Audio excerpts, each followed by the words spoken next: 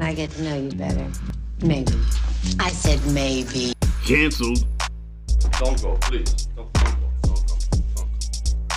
Canceled. Hey, woman. Hey, woman. Bring your pretty little self over to my apartment tonight, and I'll show you a real man. Canceled. Okay, do you hear me out here? Because I think sometimes, and I'm no expert, Perez. I'm a single motherfucker. What the hell do I know? But I just make observations.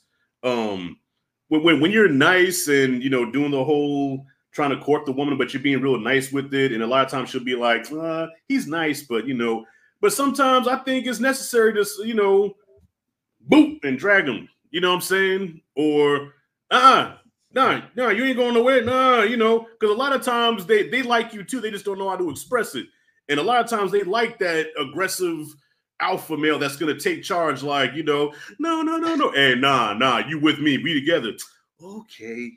Adrian, if Rocky, think about this, Perez, if Rocky was nice to Adrian, do you think that Adrian would have dated him? She was so painfully shy and just timid.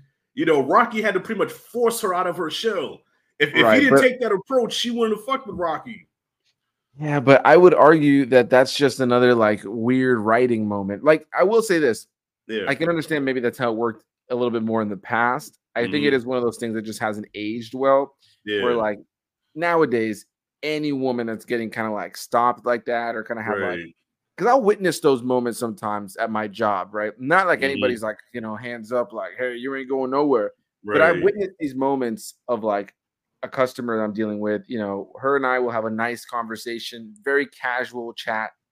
She'll be trying to move on, and somebody starts to talk to her. I'm doing my job, and I can kind of overhear what's happening. And that person is just, that guy is just it could be a good looking guy too.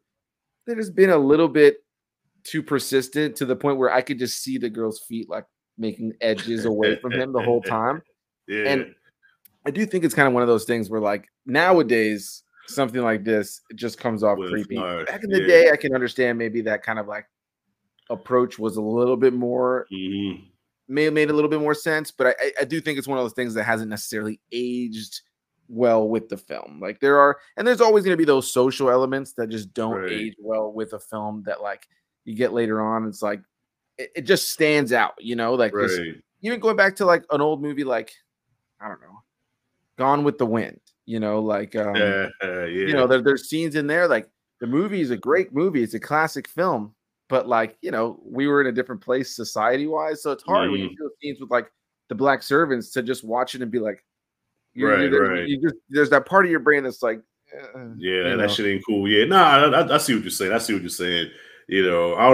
just felt like dudes had an easier time picking up women back then because women were just drawn to alpha males like that. Not saying they're not attracted to alpha males now, but it's almost like you have to be real delicate when you right now, you can't even look at a chick. If I go outside right now and I look at a chick, I'd be like, oh my goodness. Oh, what you looking at? Gosh.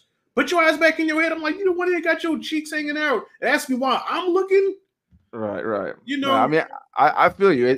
I do think it's kind of this line now of kind of vulnerability that women are looking for a lot more now than that alpha male kind of thing, right? And that's just based on personal, just kind of I mean, I'm a married guy now, but just from surround, for instance, at my job, I got a couple of guys I work with who kind of have that they speak I'm alpha male. This, that. All the girls at my job hate them. They hate that. Damn. I connect with all the girls I work with, right? And my nickname at work is Pookie. Everybody calls me Pookie. I've never said this on YouTube, but that's my nickname at work. And for me, it's endearing, but I know I'm one of the few guys that they work with that the girls feel comfortable around because I'm not trying to be like this. Hey, check out my tattoos. I don't ever have that approach. I gotta go to the gym and sculpt my guns. Yeah. Meanwhile, stop calling your arms guns. Right. Exactly. Meanwhile, I'm like, hey, did you guys see the new trailer for Lilo and Stitch live action? I think there's this weird kind of turn that's happened in the world now where the overly bravado heavy dudes tend to kind of push away some people because there's kind of this weird, it's weird because some of them do get weird though. And I think that it's one of those situations where some of the guys have made it kind of painted the whole thing with a bad look. where there are some dudes that like are like that come off just so obnoxious that it makes any other dude that's just like bravado heavy, but still a good guy, come off like he may be the same thing. So it kind of screws things. Things are different, but yeah, like with Claudine in this movie and stuff, he just came off like a creep. Like it didn't age well for me. No, I did, but at the time that was the norm, you know. And look, I got a quick story. I know Uncle Shadow's got a quick story, but I'm gonna tell you the story as an example of what I'm talking about here. This is a true damn story. So I have an uncle, right? They call him E Double, and he's about 6 years older than me. So he could be my older cousin or my older brother, but you know, my grandmother had kids like late, so he's got me by like 6 years. And he's one of those, you know, street dudes, gold teeth, you know, got the car with the rims and the bass in the back, and he likes to fuck everything that moves. You know, he's one of those guys. And he wanted to hang out with me and a couple of girls, right? So we was on a double date. So the chick I was talking to, her name was well, she ain't gonna watch it no way. Her name was Tasha. And then her friend was white. It was a white girl, right? Not that attractive. So that was my uncle's date. The whole time my uncle had eyes for the girl that I was with, right? So in his diabolical brain, he came up with this plan. He says, okay, I'm going to get everybody drunk, and then I'm going to be the only sober one that I get to do whatever I want to do, which means take my nephew's girl, all right? I'm the nice guy. He's the thuggish guy. So that whole night, we're having a good time. We're riding around, hit up a club or two, hit up a couple of bars and stuff. We're drinking everything, and I'm getting drunk, you know. So now it's time for the night to wrap up, right? His plan is to go to the hotel and let's do some stuff. And at first, the girls were down with it because they're drunk. So he's like, okay, we're going to go to the hotel. We're going to have a good time. And I'm like, yeah, cool. He turns his music up, right? And there happens to be a cop standing right next to the car. Blast the music. Boom. The cop jumps. Hey, turn it off now. Yes, sir. Everybody sobers up at this point, right? Because the cop scared the shit out of us. So he was like, that music's too loud, yada, yada, yada. And my uncle goes in a straight, like, slavery mode. Yes, sir. Yes, sir. I understand, sir. Yes, sir. Yes, sir. So, so now the cop says, you know what? I'm going to let you go. You know why? No, sir, I don't. Because I like your attitude. You have a very good attitude. Thank you, sir. I appreciate that, sir. Thank you, sir. And he let us go. And then as soon as the cop left, he goes right back into thug mode. Man, fuck them crackers, man. Anybody scared of them crackers? I said, I couldn't tell. I said, you took it back to 1875, motherfucker. But the reason why he was so polite was because he had a bag of weed in the back. And if the cop would have searched it, you know, he would have found it. We'd all have been in trouble. So at this point, Perez, the girls are scared now. They're hugging each other like this in the back seat. And he's like, all right, y'all ready to go to the hotel? The girl said, no, we just want to go home. Just take us, like, hugged up, like, just take us home. We just want to go home. Man, I thought y'all was bodied, man. We're going to go to the hotel, man. We about to get bodied. And they're like, no, please just take us home. Just take us home. So I say, just take them home.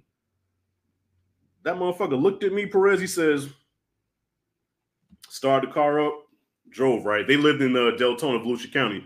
So he drops the one girl off, right? And Perez, it's so dramatic because they're hugging as if we just went through like Die Hard or something, you know, like a horror, like they survived a horror movie. They're all hugged up like, it's okay, girl. I know. I love you so much. I'm like, what the fuck is? So he drops off the white girl first, right? So now it's just me, him, and the other girl.